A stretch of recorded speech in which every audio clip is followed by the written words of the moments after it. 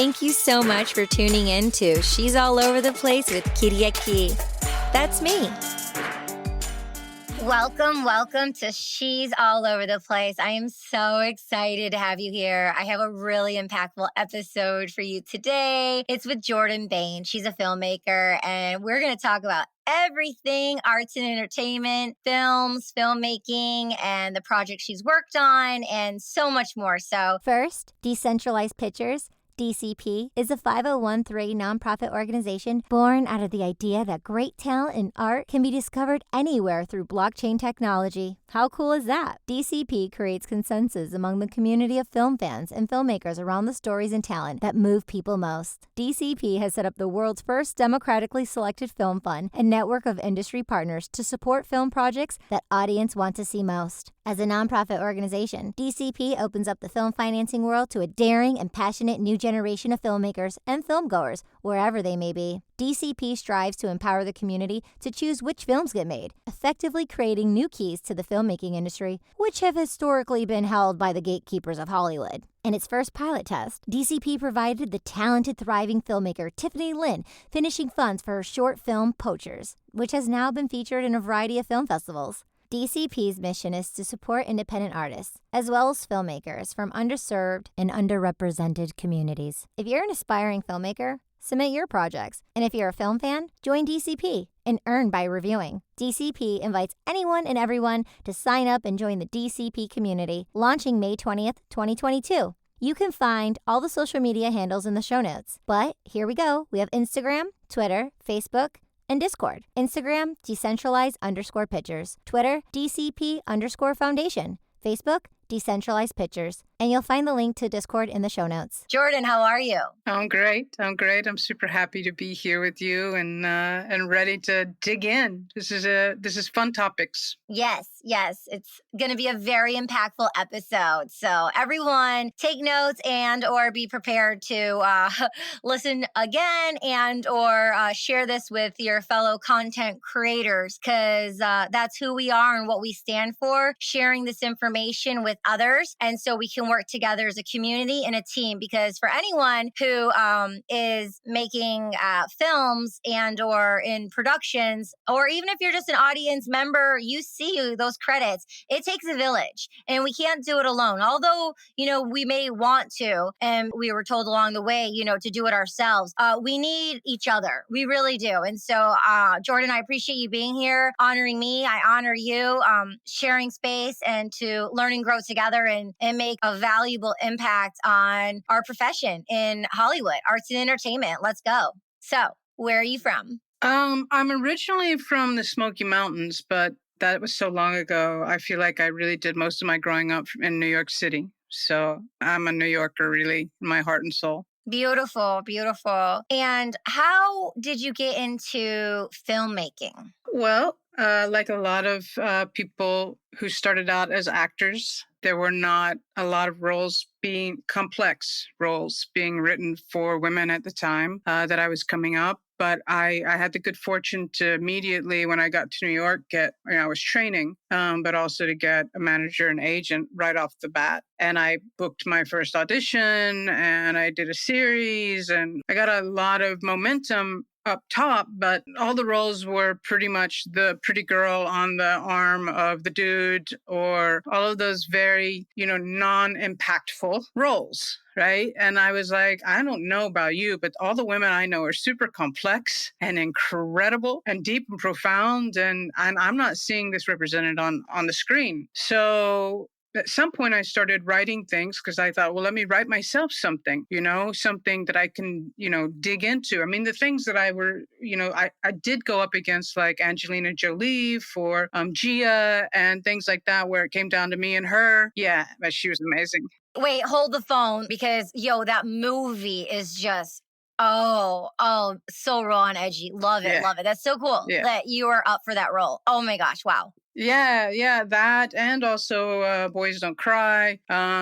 So I was very close to some meaty roles, and both of those actually were based on true stories, and so they weren't just the women on the arm of someone. But I decided I wanted to write something for myself. But then at the moment that I wrote it, I realized I didn't want anyone else to direct it. And so then at that point, I was like, but I don't know how to direct at all. And I'm a big proponent that story is the most important thing, that we serve the story, that we remove our egos, and we have a job to do, and that's to tell the story the best way possible. And I did not feel like I would be serving the story if I'd put myself in front of the camera and behind the camera at the same time without experience. So I actually auditioned, I think, 500 people for a 2-person short that we shot on the DVX 100, I think, in Joshua Tree, of the crew of 2 of us, myself and a cinematographer. But a friend of mine introduced me to Jordana Spiro. And Jordana, if you know her, she's on Ozark right now. She had been working in Hollywood for a long time, so she was already a known actress. But she was totally willing to come in and audition, and she did the work. She didn't expect like an offer for a short film, and so she came in and she blew me away. And I was like, "Oh my God, you have to do this role!" And so she did, and we went out there and we shot this film called Argo, and from there we did festivals and stuff like that. And then again, I started writing something. I was acting in a film, and I was acting in a scene with Melissa Leo, who was a big hero of mine, and the way she came up and did indie films and the way she did complex characters. And so I was coming up, still as an actress, and I was doing this film with her, just a tiny scene. And I realized that I was seeing her do things I still didn't think really tapped into her talent, that she was doing a ton of stuff, but nothing was really giving her what I felt like were the kind of roles that she needed. So I wrote a film called The Sea Is All I Know. And I wrote her, and I said, "Hey, I've written this for you. Would you read it?" And she said, "Yeah, sure, honey. I don't know, when, but yeah, I'll read it." And so I think it was 4 months went by, and I didn't hear from her. And so I was like, I didn't have a lot of hope. And then one day I got a phone call, and she was like, "Hey, honey, this is Melissa, and I'm on page 9, and I have to do this." And yeah, it was pretty. I remember to this day how much I shook, Yeah. and she's like, "So we got to find the right guy for me," and blah, blah, blah. And so I found, with her help, Peter Garrity. I met him in New York at a club where I had seen his nephew play, Tim. And Melissa's like, "Peter Garrity, you have to get Peter." So I got in touch with Peter. He read it. He's like, "Oh my God, I've dreamed of a role like this." And so I was like, "Oh my, okay." And eventually, we got to make that film. She got nominated for what's it called? Got the Reed Morano was the DP. I forgot the name of the film, but I can't remember. But she got nominated for an Oscar, and it was a super indie film, and that kind of helped us along as a short film. And then when we shot the film, she was doing an HBO show, so we were able to utilize her on her days off, which was also super tricky, but helped with our budget. And we had a tiny, tiny, tiny, tiny, tiny, tiny budget. Tiny. Like when I tell. And where did you shoot? In New York. We shot in up in the Bronx at this little place called City Island. So you were living in New York at the time? I was, yeah. So real quick, because before that with the Argo, you shot it in Joshua Tree. So were you still living in New York at the time, and you just shot it in Joshua Tree? Correct. So so all this time you've been living in New York with on the timeline we're on right now with everything? Yes. Okay, cool. Totally. Mm-hmm. So anyway, when Melissa did The Fighter, we were getting ready, I think, to go to festivals, and she got the Oscar, and that just gave us a whole nother level of exposure and interest, and getting into festivals, and I really, you can watch the film now, and I think it looks like it's a classic. It looks like it was shot yesterday. It's a super relevant film, and their performances are amazing. We went around the world with it. I mean, we went everywhere, and eventually had an Oscar run with it. It was an Oscar contender itself, and a Vimeo stat pick, and that's was super super exciting. But then reality hit. A new reality, the reality for women in film, and for more marginalized people and the underrepresented, when you want to actually try to get a feature film made. So yeah, that's the next part of the story. Before we go there, is it okay to put in the show notes the link to the film for people who want to check it out? Yeah, yeah. They can find that either on Vimeo or my website. I'll put it in the show notes. Yeah, yeah, for sure. Great, great. Cool, cool. Wow. Okay, well you just opened up a whole can of worms. So let's go there. Let's go there. Yeah, of course. Yeah. So share what you went through, how it was, and let's start there. But I guess a two-part question to that, or maybe you could think of along the way the similarities still today Oh yeah, and maybe differences, right? yeah. So that's, we're talking about exactly a decade ago. And Melissa actually was like, you need to have a feature film ready to go now. So I did. And, they tell you that your short is your calling card. Yep. But what I discovered is that that's not true. That's only true for men. And while I can point to one or two women out of that time period that I was doing the festival circuit who did get some opportunities, it's a completely different ballgame. Yep. And so I found that as an artist, I'm not going to lie, it was really disheartening and very hurtful. And that's hurtful. That is not lying. I think we need to be really acknowledge the kind of hurt that happens when you're not seen or you're not valued. Please, I feel it. Let's go there. Yeah. Yeah. And so even though I'd been, with this Oscar contender, and Melissa Leo had said publicly I was one of the finest directors she'd ever worked with, I could not, no one would open a door for me and take a meeting. And meanwhile, a lot of my colleagues who were men, who I adore them, some of them very, very talented, not all of them, but some of them were getting meeting after meeting after meeting on their feature films and, went on to be able to make those films. So then they went on, if you really want to take this to a really big idea, they were able to step by step make a sustainable living, because then they proved themselves with that first feature film, or they didn't, but it didn't matter. They didn't have to prove they failed forward, many of them. But by doing that, they could get a house, or they could, you really see the differences in careers and in financial stability and things like that for filmmakers when you take a look down the line. If a woman's not given an opportunity, or or a person of color is not being given an opportunity, they have less of when they're like 30, and at 35 somebody's going to be on their second film and have a house and have some stability and maybe be able to have a retirement fund or something like that, but the woman is not. And then she might be questioning whether or not she wants to have children. And that's going to put her, in a different position again. In addition to, opening up on a wider spectrum, in addition to just the talent, being artists and not having a business mindset, or having a baseline of middle class, or whatever you want to call it, then actors self-inflicting and thinking it's them and pointing the fingers because of not having support in families with mothers and fathers and parenting, that we take on the blame and shame thinking it's us, that spirals to drugs and this, and there's no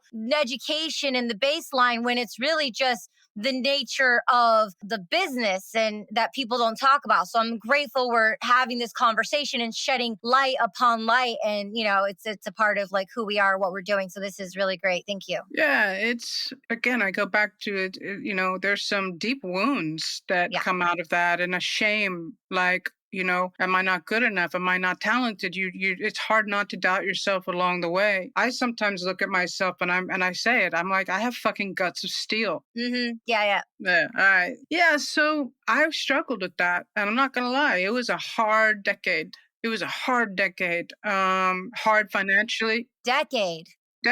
Hard financially, because I was, how are you making a living, and I'm doing the work, and the work is good. I had one screenplay that was so, I still have it. It deserves a rewrite. But, the casting director was like, this is the best screenplay that's come across my desk in 30 years. And she's established. Yep. And I attached a known talent to it. Yep. Known talent.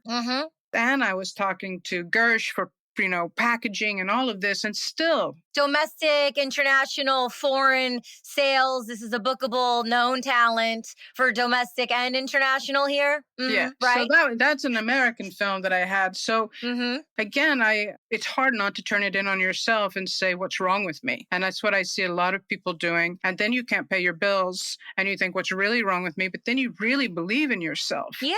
And I go back to I have fucking guts of steel. Yeah. But I don't think that this is the way that we as artists deserve to live. I think we deserve more dignity, and that's a big word lately we've been throwing around in our film 3 rooms. And in fact, tonight when I speak with CoinDesk, that's the name of it's non-fungible dignity. Great. And so I'll be there. So you can have all of this talent, but there are all these gatekeepers. Yeah. And you can have a great script, but there really were not very many opportunities. So I happen to be working in Spain and Rome and Milan a lot, especially Spain. And a lot of the people there that I got to know, my colleagues, were all really working actors, like what we would call A-list here, but in Spain. Mm-hmm. And now if you take a look at Netflix, they're on all of those shows in Netflix. I mean, these are my people. So I ended up thinking when I was there, because I was splitting my life between Madrid and Brooklyn, I was like, I feel like when you're chasing Hollywood, and even if you've got a name attached, this is so long. There's something wrong with this picture, right? Because you're putting the power in so many other people's hands to say yes or no, whether you can make your own project and practice your art and tell your story and connect with your audience. And then I was like, look at this talent around me. Like these people in Spain, these actors are some of the most talented people I've ever met in my life. And life is short. Yeah. And I want to work with them because they're my friends. So I ended up packaging another film with some of the biggest talent in Spain. I wrote it for them. And, again, I started to hit some gatekeeping, even though I had literally the stars of Money Heist and Velvet and, all these shows on Netflix. Oh, stop. I mean, hold the phone. During the holidays, I marathoned it all 5 seasons in a row. I mean, just nonstop. A genius. Love that show. Wow. Yeah. Again, cut to basically 2019. I had this incredible screenplay. Again, another one that, was really loved and had this incredible cast attached. And once again, it was the financing. It was like, it came down to, I really, really believe that it came down to woman, man, woman, man, woman, man kind of thing. So money. money. Who do you want to give your money to? I mean, that's the whole thing. That's like one of the biggest things, right? It's like, a lot of people don't mind giving money to cis white men, to be really honest, because they'll fail forward because they're used to that. So that maybe that answers the question. But when you ponder and reflect, because first it's come up a couple times, but when you ponder and reflect, because the depths of your soul, your being of who you are, and the way that you think from, what you were saying in the very beginning, when you had the roles and you felt like the arm candy and it wasn't any depth, and then you had the quality of the thought to be a self-starter, go-getter, to write something of your own, do something of your own. Through the years now, and you reflect, and you just mentioned one, but maybe some other ways of why do you think people feel safe giving the money to the masculine energy instead of you or me? I think that we've been systemically trained, socialized, that the men are the leaders, the men are better with money, the men are not emotional. We know that's not true. Yeah. And I think it's just systemic. And I think that because of that, we don't have a lot of examples other than like Ava DuVernay now. And again, she's been building for 10 years. She won Sundance in 2010 with Middle of Nowhere. I think it was 2010. And then she built with Array. and but she also had Oprah behind her, which is incredible because she was able to get someone with some power behind her because they saw that her voice and her vision was really, really important. Mm-hmm. But now she's proven herself, right? Mm-hmm. And so when she did Queen Sugar and she only hired women directors and some first time women directors, Mm. and everyone went up in arms, she goes, well, you're not having any problem with Game of Thrones only hiring men directors. So what's your problem with me only hiring women? She's like, that's just, I'm not playing that game. Okay. Wait, and then Shonda Rhimes, she's another boss who's Yeah. taking space. And so as an innovator in Web3, I know we're a little just kind of pivoting, but you are innovating in the space of Web3, having, and we'll talk about what you're doing in that space and stuff. So that's kind of cool to feel like so behind and not feel, hurt and shamed and blamed in a decade of depression or a decade of feeling just like not heard. I just wrote something yesterday on my Twitter thing. I'm like, yo, I feel like I've been in a cocoon for a decade. Like, I just feel like, do you feel like you just like woke up? Like, it's like, I don't know about you, but I felt like, yo, I was so ahead of the game. And then what happened? And then I just woke up and it's like, whoa, it's like so much has changed. Like, can't wrap my head around like some things that are going on, but that's, separately, but of like being in a cocoon, but because of pivoting into Web3, you can take all that pain, hurt, sorrow, joy, knowing the highest of the highs, knowing the lowest of your lows thus far and the highest, and then pivoting into Web3 with your new ethic, morals, and values of who you are, what you stand for, and what you collectively want to build. So yeah, I just jumped in there, but I I love that though, because I think you just spoke my heart just then when you're like, I woke up, I was ahead of the game. I woke up and what just happened to this decade? And that's the way I feel coming out of the sea is all I know, because I really thought when you have an Oscar contender like this and what happened? Like what happened? And it wasn't, not while I was in it. When I was in it, it was the shame, it was the pain. Now I look back and I understand now, and I understand the business. And that as much as I wanted to be someone who changed the business and changed that business model, I wasn't equipped then. And then I needed people like Ava DuVernay to come in. I needed people like Alma Harral to come through and to be game changers. And each of them had someone very significant behind them, help them elevate them so that they could get their vision out there. And we have to see it, right? We talk about how important representation is. So it's not just important for women or LGBTQIA or people of color or, whatever those marginalized communities are. It is absolutely vital that we can see it so that we know that we can be it, right? Mm-hmm. And so, when I look at what I'm doing in Web3, I founded the NFT Film Squad in February 2021. And I'd been in crypto and I knew the blockchain was powerful. But it wasn't until I understood the NFT, I got schooled on NFTs in Clubhouse by a couple of really great leaders and community builders. And it clicked for me that this was going to be a game changer for filmmakers if they could wrap their head around this. And this was, 3 months before Bored Ape Yacht Club came out. So I thought this is going to be an amazing opportunity. At that moment, I was thinking more on minting on the blockchain, right? But I wanted to know and I wanted to learn. And so I started a weekly thing on Wednesdays where I started in Clubhouse, and it was like the NFT Film Squad, and it started at that point. I had asked 4 women because I started a room earlier called Elevating Women in the NFT space. And it was so needed that literally those rooms had I think my rooms had 1,300 people in them every Saturday. It was nuts because women needed a place to speak that they weren't being trampled over on those Clubhouse stages back in, the early days, which was only so. Ironically, I started with 4 women who kept showing up, 4 amazing women. And then eventually we discovered David Bianchi. David Bianchi had minted on the blockchain a really spoken word. He calls it Spinema, a spoken word poetry piece. And so we brought him in and we did a spotlight on him. And then we discovered me out there, just scouring Twitter and every place for any semblance of a filmmaker in this ecosystem. Found J. Harry Edmondson, and he has the beautiful, super cinematic pieces that are now on Known Origin. But they weren't it was like shot with Cook lenses. lenses. I mean, I can get super nerdy on this. Let's do it. Get nerdy. But before we get super nerdy, I just want to honor, because it's happened a couple times. So the person tuning in, and what I keep sharply seeing in a delicate way is that you have these ideas. Like just to coin one is, when you got on the Clubhouse, you had the idea of what was needed or something that you wanted more and that other people could identify with. And then you started something. You took action and you started something.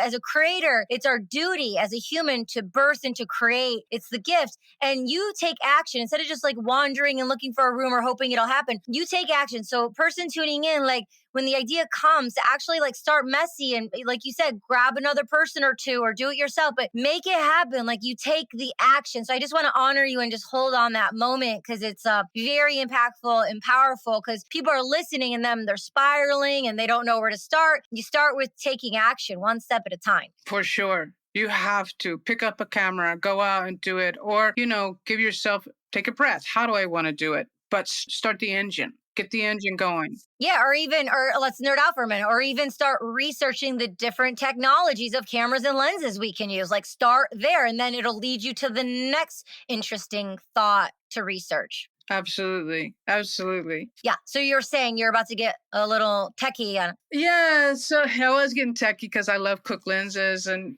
what he shot was really beautiful. And then it was like, okay, well, we're struggling with limitations within NFTs and the platforms, and what platform is going to be there for a filmmaker. And we're talking now, it's May now. No, it's not May. It's almost May, but basically a year ago, right? And there were still no platforms that could really handle the file size. So these were things, and more filmmakers were coming into the room, and little by little by little, it took a long time to get to where we are today. And I do want to take what has been a year-long process and really sort of fast forward it to where we are, because I knew I had a hard drive full of things that I could probably mint on the blockchain, and that would be cool. But I also knew that as I felt like, as a leader and what I could see and what I wanted, again, I'm going to go back to those two women, Ava with Array and Alma with Free the Work, really disrupting and changing something and creating a better future for filmmakers, so that they didn't have that pain and shame coming up, and so that they could get their voices heard. And, again, we were all thinking minting, and we needed to do a case study and things like that. I wasn't sure what it was going to look like about,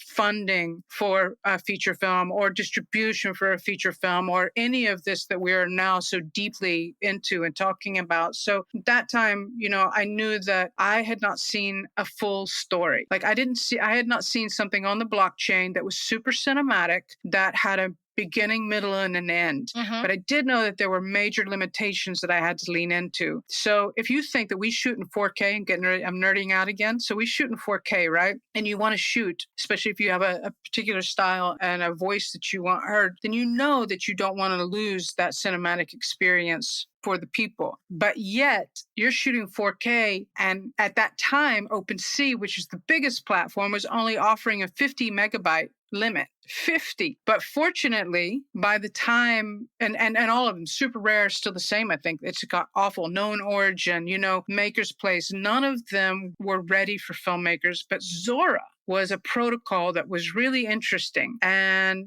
they have this woman, Latasha, and if you can get her, you should try to get her on your show. Latasha was doing music videos. She was a hip hop, so she had a following. She became like Zora's social person, and she was dropping also her music videos there. And so they had a 500 megabytes. Okay, 50, 500, still 4K. How are you going to make that look good? Yeah, and not to pivot here, but what currency is that on? Ethereum. Got it. Okay. Ethereum blockchain. All right, so that's another thing. I've been in crypto a long time, and while I appreciate Polygon and Matic, it's hard to bridge there. While I appreciate Tezos, there's not really, for what I wanted and what I felt I wanted my very first piece, at least my Genesis piece, to be on the Ethereum blockchain, on the OG of blockchains, as far as auction houses, Christie's, Sotheby's. Yes. OpenSea, as of now, is that hub. Yeah, pretty much. I mean, that's where I put I was the first artist to put a love poem on the blockchain when I minted my first piece at early 2001, 2021. So yeah, it's the creme de la creme space right now. I was like, what did I say? If you did it in 2001, then Yeah, 2001. no, 2021, 2001, Yeah, you are way ahead of us. right. There you go. There you go. Yeah. um, So open sea. And for the person tuning in, the Genesis piece is called Red Flags. yes. So the Genesis piece is called Red Flags, and I knew I had to make it short, and I knew that I also knew that I was again on a shoestring budget, because here we are now. That at this point, when I wrote this in August and I shot this in September, we still had a funding issue. It wasn't like I could just go out there and ask everyone to buy my NFTs and fund a short film, because no one was paying attention to NFT films at that point. So I knew I needed a budget because I needed to pay people, and I was not going to not pay people because I just can't be a part of that. And, and it's a big thing. Like, why? We're not 15. You know what I mean? Yeah, exactly. Yeah, we're not 15. It's too painful. Where it's like fun. We're just having fun. Like, let's get together after, dinner with mom and dad. Like, we're, young adults here. We're creators. And we, like you said, dignity. We need to be fed and paid, period. It's a talent. It's a service. It's it's time and energy. And that's a currency. It's the number one currency. Totally. And the number one currency. Totally. I had a shoestring budget once again, but a great cinematographer that really, really works hard to respect my vision and to capture it. I had the most amazing actors and actress. Gabriel Furman, who was a friend of mine. I asked him if he would do the part because I knew I needed someone who could bring me both the fury and the fragility of this toxic masculinity. And then I found this actress. I was looking. I knew I needed a Black actress because the song that it was a song that I wanted to shoot and make it more of a narrative, motion picture, not a music video, right? As a very talented young Black woman, Aaliyah Sheffield, and it was very important not to erase her voice, right? So very specifically, I needed to find a Black actress, and I auditioned again a lot of people, and I could not find what I needed. Like, there was a particular quality I was looking for. And one day I was nerding out about cameras again and DPs, and I thought about this DP, and I went to see, he had done Jay-Z's Smiles. He had shot that, and I was just checking it out, and suddenly this actress, and I was like, oh my God, that's her. That's her. I don't know who she is, but I have to find her. And so I did. I found her info online, and I wrote her and I said, you have no idea who I am, but I promise you I'm legitimate.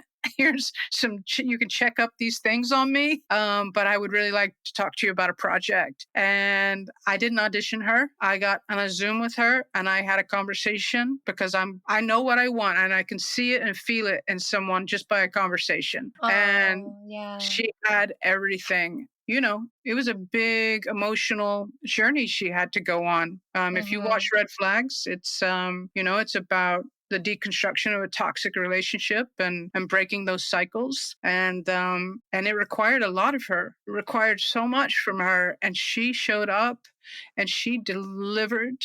And it was astounding to watch the two of them work. I felt like the most fortunate artist in the world, wow, director in the world, to be working with the cinematographer and these two actors and the whole crew. I had the most amazing crew.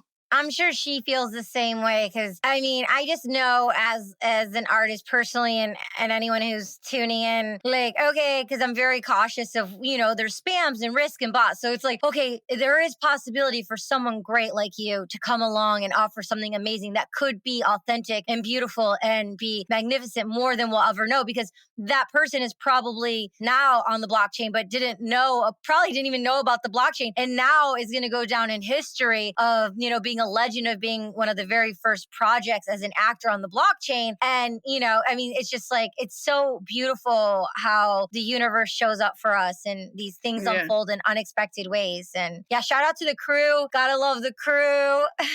They're beautiful. I was lucky. And how many days did it take to shoot? One. Wow, one day. Good job. I'm big on pre-production. I'm Hmm. big on having a tight pre-production Yeah. and being prepared for something to go wrong. We had a monsoon there at the end, and we packed out in a monsoon on a one-way street in New York City, with double parked where we kept having to move the truck in the middle of a monsoon, because cars would be backing, but that was at the end of the day and we had gotten our day. And so And when was the shoot day?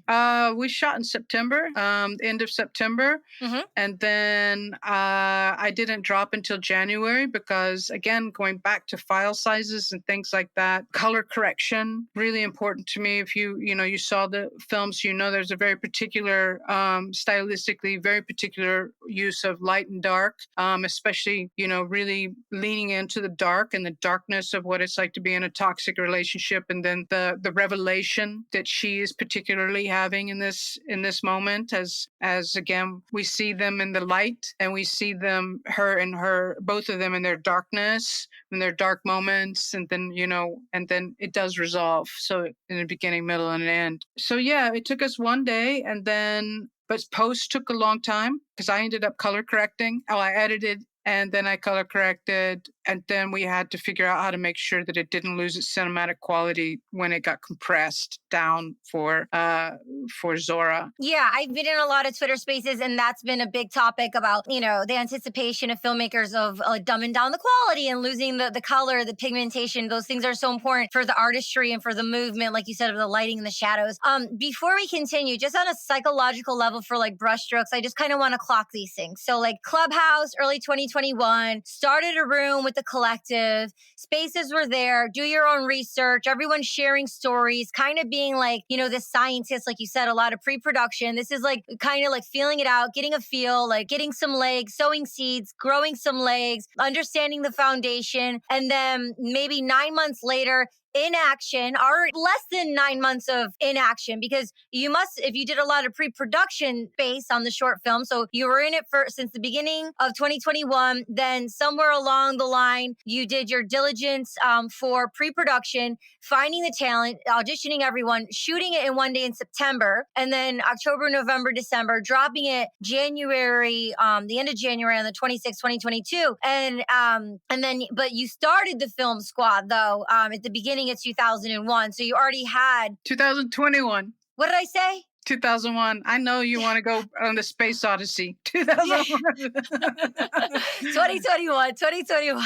So yeah, so it's like you planted something, it sounds like, to me, I'm a visual person, you put this clear shield, like an egg over it, of a community, of being like this mother womb or this incubator for like other people with this exceptional foresight. And then while you're being this vessel learning it, then, taking it to Twitter spaces, things like that, you're going to do the drop. So you're already having the spaces, you're already having the community. Tell the people who are interested, okay, like, healthy communicators, the marketing, social media, all that, in an organic way of showing up in spaces and how to connect with people to do spaces, to share and care, and things you learned a lot along the way not to do, and then some maybe nuggets along the way, so people can be sovereign beings in Web3, taking actionable steps to do this, but not feeling like they're isolated, alone, FOMO of Web2, of no one's going to help me, I have to pay all this money for marketing and blah, blah, blah, all that stuff. Let's just hack into all of that, if that's cool. Yeah, let's do that. And then I want to bring us up to date to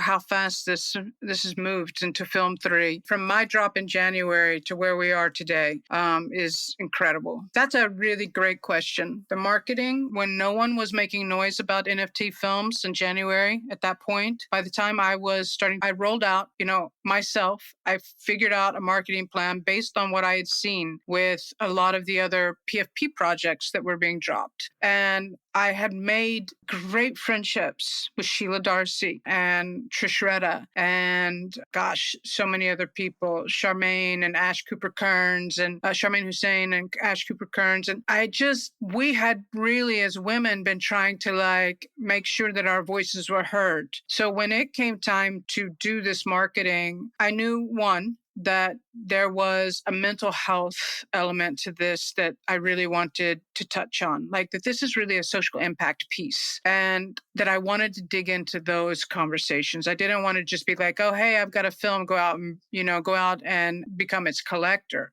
I wanted to talk about why it was historically significant, why it was mentally and emotionally significant, and about the mental health issues that surround domestic violence and intimate partner violence. And so I reached out to Sheila Darcy for that one. And so we did that drop party. And then, I also knew that I wanted to talk about why why it was a problematic film for many people, why it was controversial. And it's because if you remember, I do put a warning up at the front of it, because there is, for some who may not be used to watching Euphoria or may not be used to watching some of these things, it can be very triggering. So I wanted to talk about also, when people, it had some controversial feedback, but I had, thought a lot about like Taxi Driver and things like that. And Ash Cooper Kearns had done like her studies on. Love her, love her, love her. By the way, love her. Yes. Shout out in the sketch, Poetic. We love you,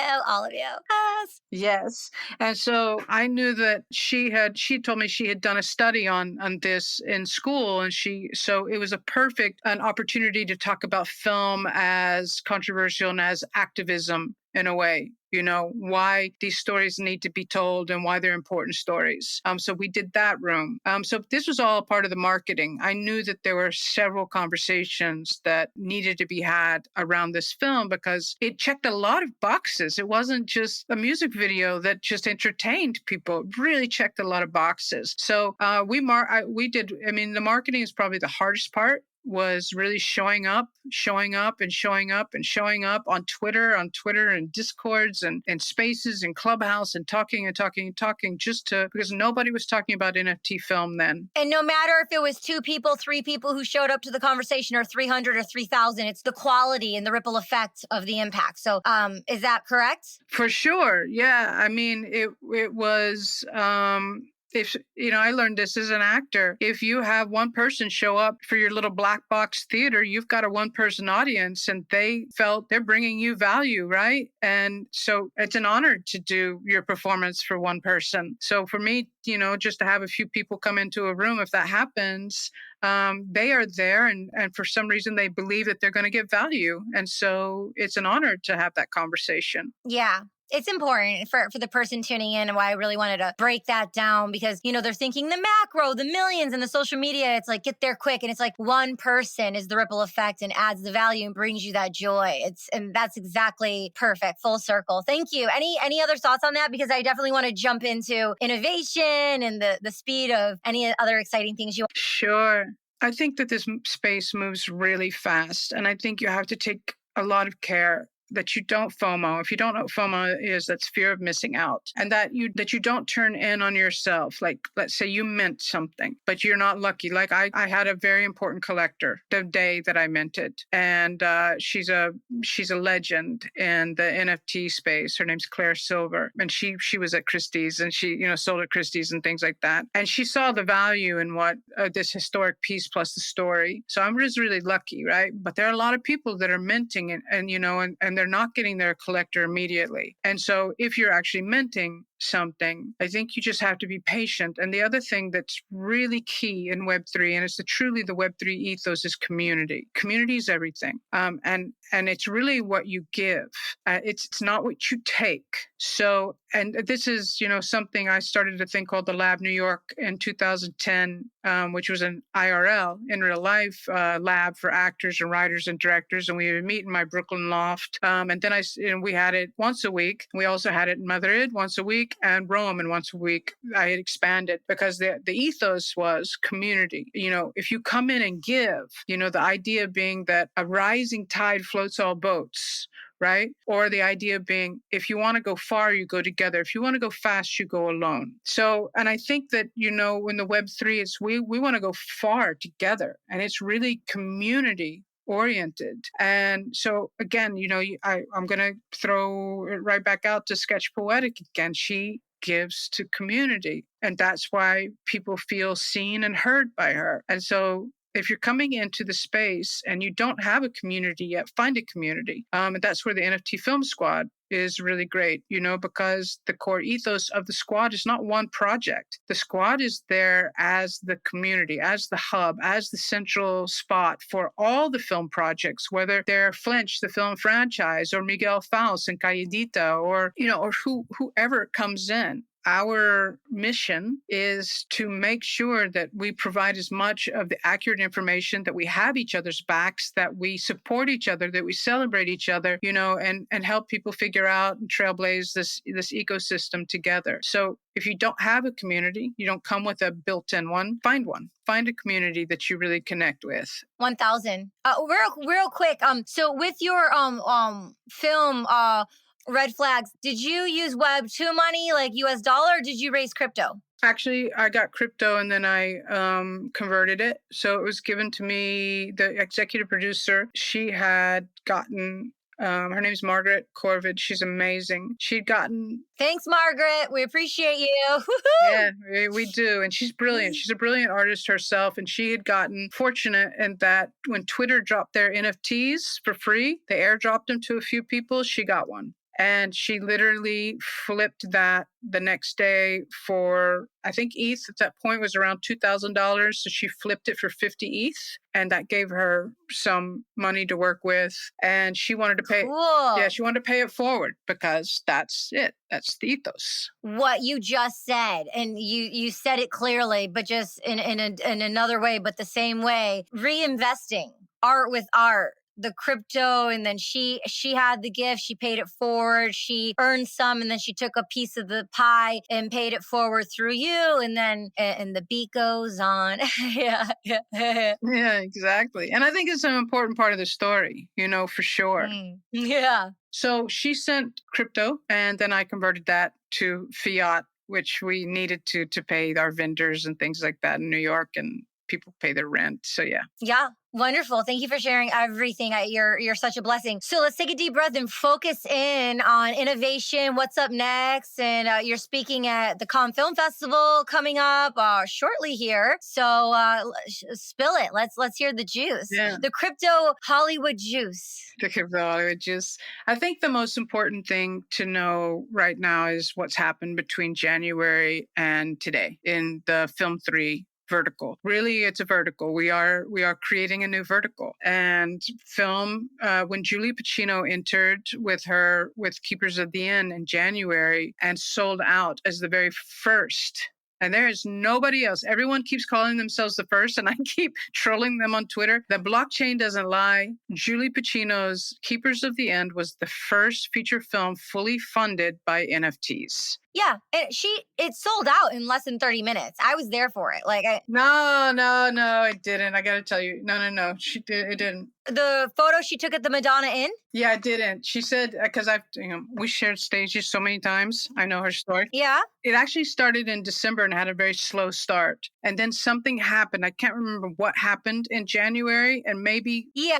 But something happened, and then probably it sold out really quickly. Yeah, like a Twitter Spaces or something, but everything went I remember the heat of it all, of everything going. Oh wow! Real in one. They're 30 minutes or less than 30 minutes, everything was gone. That's probably true. Yeah. Somebody somewhere somehow she got some exposure. Yeah. And it boom. Right. So, but that's how it happens. So anyone tuning in, that can happen for you. You could have 10 collections, maybe nothing sells for a year or two, but then you're in one Twitter Spaces and everything sells out. Totally. That's what harking back to what I was saying before about being patient, if you mint and you don't sell immediately. So from that moment, then Miguel Faust entered in with Calladita. And Miguel is a Spanish filmmaker.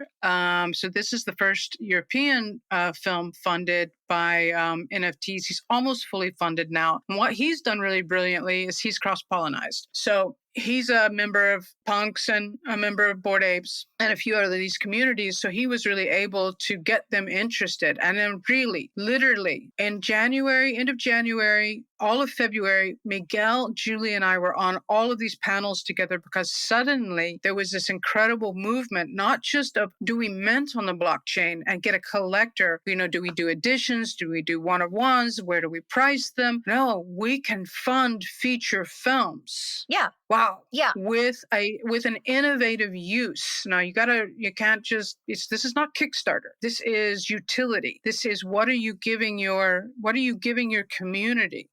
Why should they buy your NFT to help you fund your film?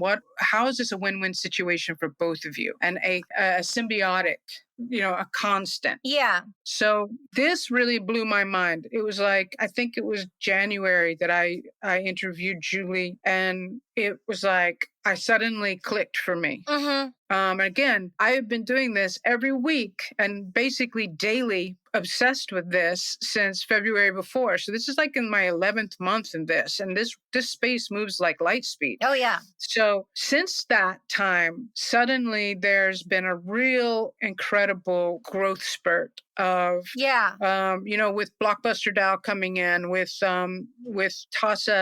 Tasafila's, white paper that he wrote in December and threw out there, and suddenly got this incredible momentum. And then with Beam, and the way Beam as a streaming services is rising up to the occasion for Web3 filmmakers, it's insane. The behind the scenes of what we're doing with Cameron Van Hoy and Flinch and all these different projects coming in, Decentralized Pictures coming in, they go back to Zoetrope. That's the Coppolas. They've got a very interesting model. So, I think they're my new sponsor, actually. DCP? Yeah. Oh my God. Yeah. Oh, they're great. They're great. Leo's great of DCP Pictures, Decentralized Pictures. That's very cool. Small world. Shout out.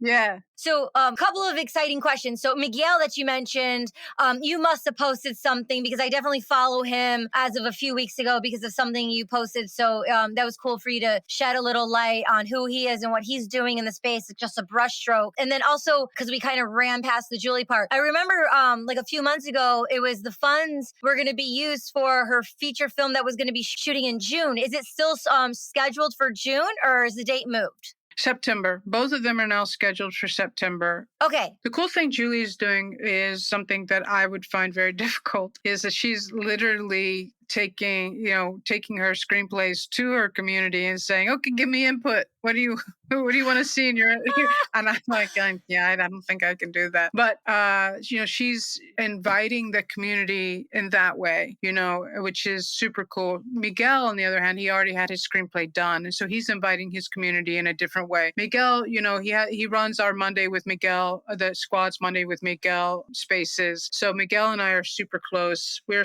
both speaking at Cannes on 2 panels together, and he really contains the ethos of the Web3 space, which is he's not just about his project. He's going to open source his project, and he's about community as well, right? So he's really lifting up communities, lifting up women like crazy. Great. Both of them are amazing. International talent and humans as well. Yeah. I love that. I'm just having some foresight of the Cannes Film Festival this May, and then only imagining the busyness of next year and how many speakers there's going to be. So as a fellow filmmaker, I'm sure you already have it on lock of a DP shooting the epic moments, because you're going to be the first of the first of the first to speak at the International Cannes Film Festival of blockchain, NFTs, and filmmaking. So congratulations to you. Congratulations. Yeah, thank you. It's going to be, I think, again, we're going to see a massive shift coming out of Cannes. I think we're going to see the NFT Film 3 space just explode coming out of the festival, because more and more people are looking at ways that they can fund. And also, we're really exploring distribution options as well as Web3 and hybrid options between Web2 and Web3. And these are the conversations that we have basically every day through the squad and in our Discord. And then also just with what I call my council, those of us who are really leading this. We talk daily on all of this stuff, and just making sure that constantly what's best for the community, what's going to be best for the future of film, and stuff like this. So it's pretty insane what's going on. I mean, again, Flinch film franchise is amazing. They're great trailblazers as well, and I'm waiting for some more women to come up in the ranks. I'm here for it. I'm showing up. I'm right here, and let's just on board. And I agree with you. It's really exciting. I know the woman from Crash, Jennifer. Esposito. Esposito. Is that it? What is it? Esposito. Okay, she must be Greek something because I went to her Instagram before and there's a lot of Greeks. When she was production doing something, I saw just a lot of Greeks. I'm like, yo, is she Greek? But Sabet, my friend Sabet, he sold 3 NFTs to raise funds for her film. So Fresh kills, yeah. So, for the person tuning in, like creative ways, like definitely jump into Film Squad, into the Twitter spaces, into the rooms to learn, brainstorm, get ideas. And you're definitely an innovator and taking action. And, people tuning in, they can be too as well. But, maybe some people are here for the entertainment and just to learn and be a part of it, be a part of the journey and the ride. So you don't have to go from zero to hero and take so many big actionable steps. Like just, being interested and involved and sharing and growing and learning together is a part of it. Like you said, like grow together, so we don't need to go so fast and, put exact on things because it's birthing and it's brand new and it's being created. And that's just so beautiful. The freedom and the dignity that you get as an artist, being in Web3 or Film 3, as we're calling this part of the ecosystem. And that's the exciting part. Ownership of your own IP and not having gatekeepers, to just bring this back, circle it back around to the pain and shame and those kinds of things that we started talking about. I think that we have a great opportunity now to make sure that artists are valued and given their dignity and can find their community, that thousand believers or 100 believers that want to make sure that their voice gets out there and really gets behind you, on whatever you're doing. Right. Mm-hmm. So whatever, you decide to like put out there without that shame and without the questioning and the doubting that comes from someone who's basically says to you, we don't value you or your voice because it's not the voice that we want to hear. I think that this is a major game changer. And I think that the beauty is I think we're creating a better world in general for people. Decentralized, like that. Yeah. For example, like look at our world and our industry. And I mean, without Web3, I don't know if I would have ever been connected with you, And so right. Web3, the psychology of it and the innovators and the entertainers and the people who are the yes people and who are wanting to fight and be a part of all those beautiful words you just mentioned, it's for us to come together and find one another. It's an opportunity. I'm like, oh, finally, it's like I've been waiting for this my whole life, Yes. I've been waiting for this moment my whole life. And I know that in Cannes, it's going to be a big moment for the NFT Film Squad. But I also know that I'm going to be, my feature film is coming. And the one that I told you about I actually am going to do a different one that's got a smaller budget, that's more accessible. I have my, my talent. And for the first time in my life, I am absolutely 100% sure that I will be making this film. I will be making it on the timeline that I want as an artist, not waiting on some gatekeeper to tell me when I'm going to make this film, not waiting and watching part of the deal fall through. I absolutely am certain that depending on when I roll out my NFT strategy for my feature film, like Julie's and Miguel's, similar, with its own utility, that my film will be funded and I will be on that timeline of pre-production or development, pre-production and production and post, the one that I want, the one that's right for me as an artist. And that's what we want for everybody. Congratulations. And I will be here for it. And I will love to invite you to be on She's All Over the Place podcast again. And we can have a conversation about it. That'd be amazing. It would be amazing. Thank you. My pleasure. This was fun. It's a part of it. And I appreciate your words. Speaking of words, and wow, this is going to be the longest podcast of the season probably. But speaking of words, are there any last words you would like to say to anyone tuning in? Your words have already been amazing. But any last words before we wrap up and roll out? That I'm grateful. I'm grateful that, a lot of the journey has led to this moment. I think we know this about all of our lives, where if a door gets slammed, sometimes for someone like me, and I'm super stubborn, it has to be slammed so hard that it practically knocks me out. for me to notice that I need to pivot. And I think that we're in an extraordinary time. I think that today, Cameron said that for him, it's not since, talkies came into film. And for me, I feel like it's when we got the DVD 100, DVDX 100, and we got a camera in our hands that we started to get the power back. I believe that we're at the moment as artists and filmmakers that we really can stand in our own power. We can really stand in our own power. And that's amazing. This is an amazing moment. So I encourage everyone to, don't be afraid, jump in, ask questions. You're going to find a generous and kind community. It's the most generous and kind community I've ever met in my entire life. Yeah. Just the Web3. Yeah, definitely, definitely. And everyone who listens to the podcast, I created a pink sheet around 6 months ago. So, just all the people that Jordan mentioned, definitely, it'll be on the pink sheet, and you can have that. Just put your email into my website, chinox.com, and we'll make that happen for you. A lot of things we talked about today will be in the show notes. And with that being said, cut. That is a wrap. Thank you, Jordan, so much for being here on She's All Over the Place. Thank you. This was awesome. Really great. Can't wait to do it again. Yes. Okay, we'll see you next week. Thank you so much for joining us. We'll see you next time. Kitty at Key. Over and out.